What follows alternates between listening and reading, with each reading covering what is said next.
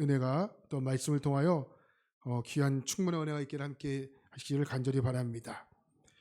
2015년에 개봉했던 영화 중에 그 검은 사제들이라는 영화가 있었는데, 그리고 2025년에 개봉했던 영화 중에 그 검은 수녀들이라는 영화가 있습니다.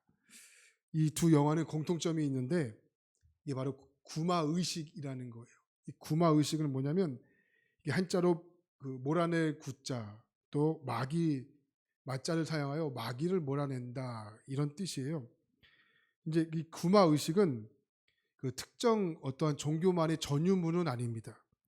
그러니까 종교마다 형식은 다르지만 그 뭐 마귀를 내쫓는 행위는 그 오래전부터 다양한 문화와 그 종교의 역사 속에서 존재해 온 것입니다. 특별히 이 카톨릭 교회는 이 구마 의식이 인정된 구마 제도가 있어요. 근데 아무나 할 수 있는 것은 아니고 그 주교의 허락을 받은 사제만이 할 수 있는 엄격한 절차를 거쳐서 할 수 있는 행위입니다. 그 검은 사제들이라는 영화와 검은 수녀들이라는 영화가 이 구마 의식을 그 배경으로 만들어진 영화입니다. 근데 우리 개신교는 이 가톨릭 교회와 다르게 이 구마 의식이라는 표현을 사용하지 않습니다. 대신 성경에 근거해서 우리가 축사기도라는 그런 용어를 사용하고 있죠. 그 마가복음 16장 17절 말씀을 보면 이런 말씀이 있어요.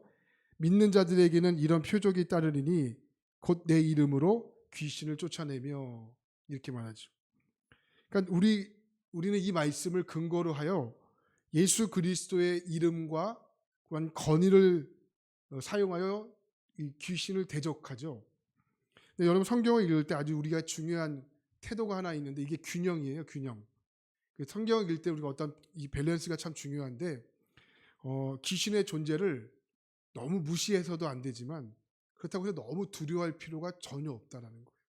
그 이유는 예수 그리스도의 십자가를 통해서 이미 사망 권세를 이기셨기 때문에 그렇습니다. 그 십자가는 단순한 고난을 상징하는 어떤 표징만은 아니죠. 사탄의 이 악한 권세를 완전히 무너뜨린 그 십자가의 승리를 상징하고 있기 때문에 그렇습니다. 그러므로 우리가 이 마귀를 너무 가볍게 여겨서도 안 되지만 너무 겁먹어서도 여러분 안 됩니다. 우리는 이미 예수 그리스도로 말미암아 이미 우리는 승리하신 그 존재이기 때문에 그렇습니다. 그래서 여러분, 예수 그리스도를 믿는 우리에게는 이미 믿는 순간 우리에게 흐르는 저주는 이미 끊어진 겁니다.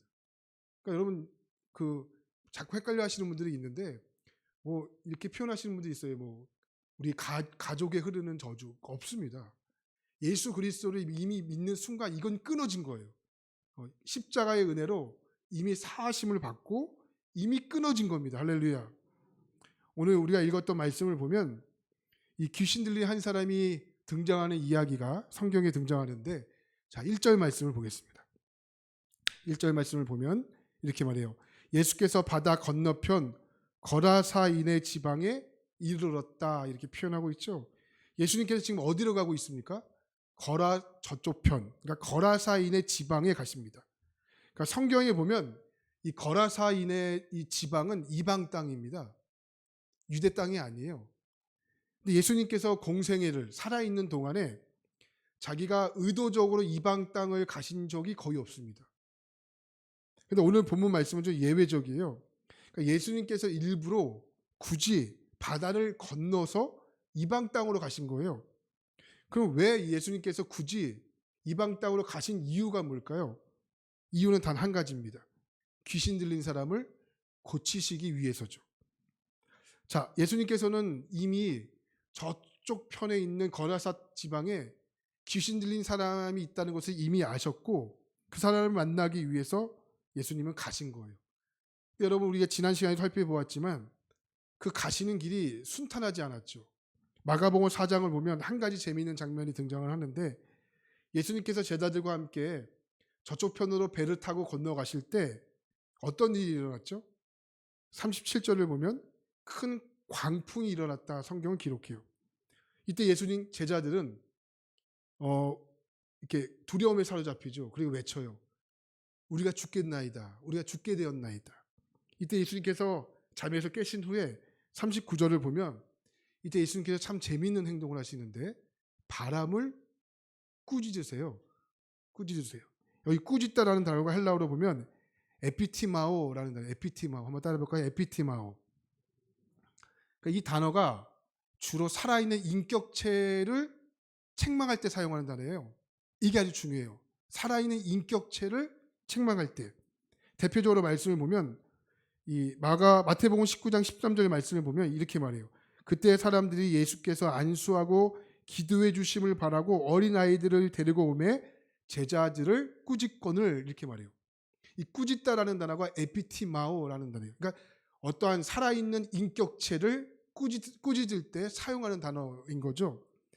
근데 예수님께서 오늘 39절에 4장 39절에 에피티마오를 꾸짖어요. 근데 여러분 바람이 인격체가 있습니까? 바람이 인격이 있습니까? 바람은 자연이잖아요. 근데 예수님께서 살아있는 인격체를 꾸짖을 때 사용했던 에피티마오라는 단어를 사용해요. 그러니까 뭐예요? 예수님께서 바람을 향해 꾸짖는 것이 아니라는 거예요. 이해되세요? 바람을 향해 꾸짖은 것이 아니고 이거는 예수님의 사역에 있어서 영적인 방해가 있었음을 알 수 있는 거예요. 그럼 그 영적인 방해가 누구냐? 무엇이냐? 어떤 것을 향해서 예수님께서 꾸짖냐? 이게 중요하잖아요. 2절 말씀을 보면 그 정체가 드러납니다. 2절 말씀 볼까요? 준비 시작. 배에서 나오심에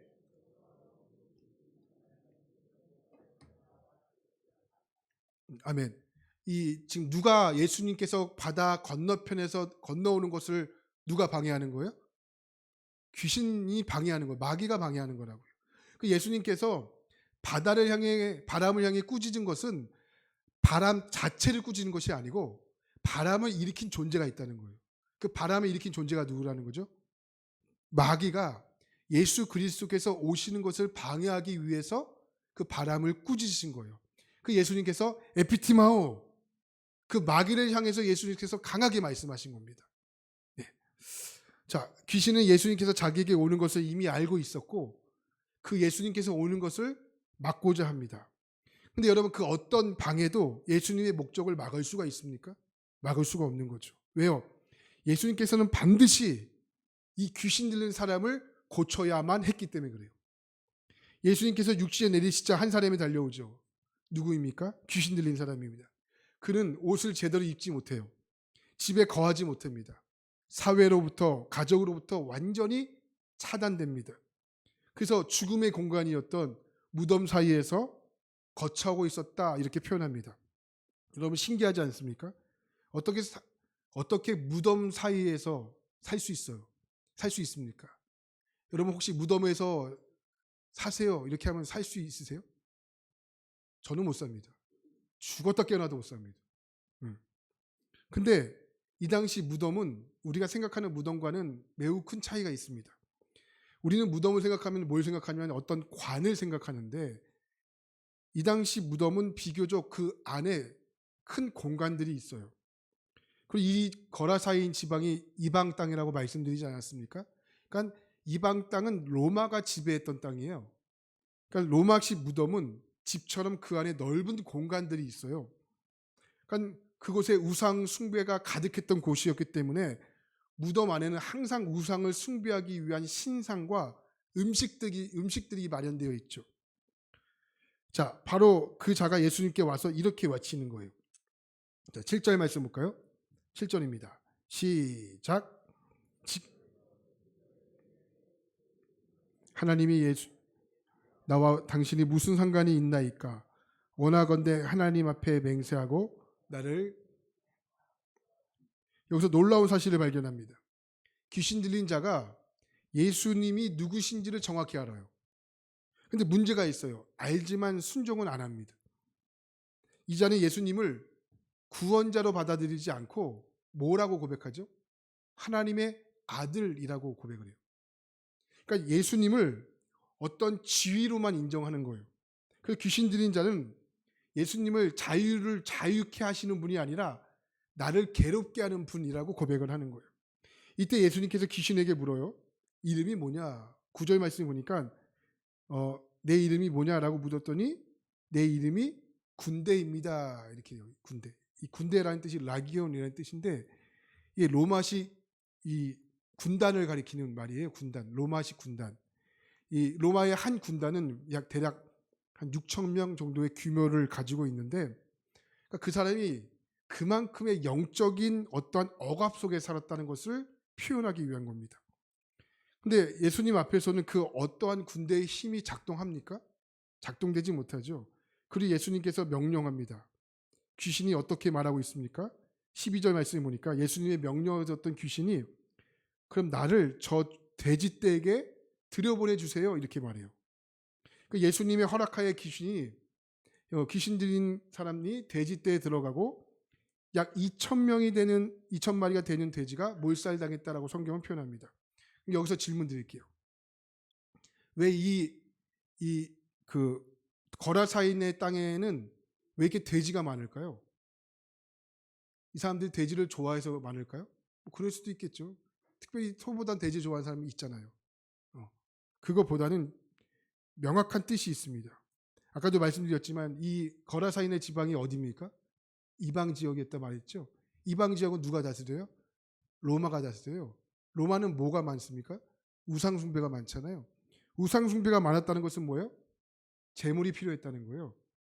그러면 이 유대인들에게는 돼지가 혐오스러운 동물이지만 이방 지역에서 제물로 사용했던 그 동물이 뭐였다는 거예요?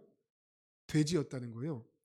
그 돼지는 이방 문화, 우상 숭배, 경제적 이익을 상징하는 존재였다는 거예요. 그러나 예수님의 허락하에 돼지떼가 몰살당합니다. 그러니까 성경이 우리에게 뭘 말씀하고 있냐면 예수님께서 거라사인의 땅에 가심으로 말미암아 악한 영이 지배하고 있는 체제가 무너지고 그 땅에 하나님의 나라가 임했다는 거예요. 할렐루야. 근데 15절 말씀을 보면 사람들이 이상한 반응을 보이죠. 15절 말씀을 함께 보겠습니다. 15절이에요. 시작. 예수께서 이르러